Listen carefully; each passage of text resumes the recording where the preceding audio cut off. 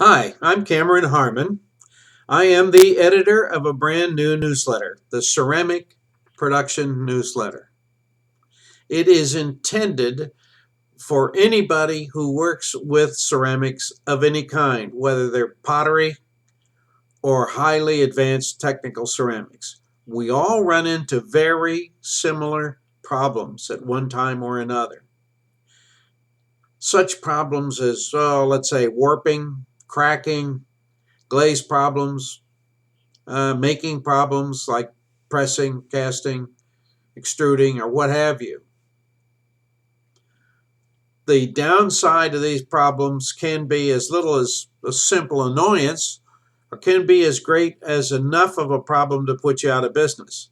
I know a lot of people who've lost a lot of sleep worrying about how are they going to solve these problems. For example, if you're a sculptor and you spend 2, 3, 4, 5 days making a beautiful piece, but you can never get it out of the kiln because it warps or cracks. Or if you try to glaze something and the glaze has a defect every time you make it. How long are you going to stay in business doing that? How are you going to meet deliveries? Now, the same thing can happen. Let's say that you're making bricks. Okay, you make a lot of bricks every day. You make a lot of bricks every hour every day.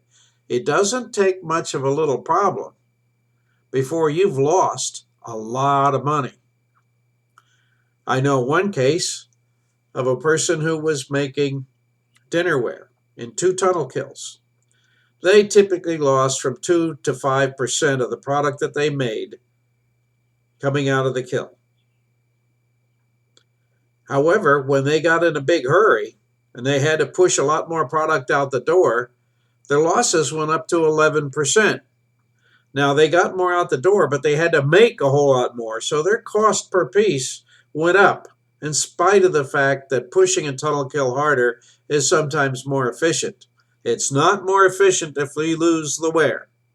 It turns out, when we did a quick calculation, that they could replace one of their 2 tunnels with the money they saved by keeping the losses below 5% even when they had a high production to push. Not only did that make the engineer's life better, and they got rid of those sleepless nights, but he had a more consistent product. And in fact, the kiln was more efficient because it was a newer kiln. Now, we could go on and on and on with these kind of things, but as you can see, it would be very beneficial if we could talk to each other and share the problems that we have and the results that we got from those problems. Now, to kick it off, I've got some 70 different problems that I have solved that I will put several of them in every edition of the newsletter. But those of you out there who read the newsletter will be able to contribute as well. You can write in with a question having to do with a problem you've got, and we'll try to solve it for you.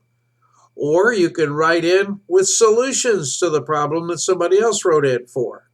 We can share that information back and forth. It can be very, very helpful to each other. It probably could save somebody's job in the meantime.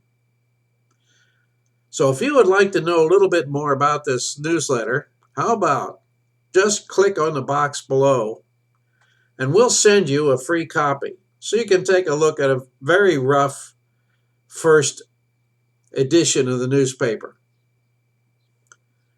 In any case, we'd love to hear from you.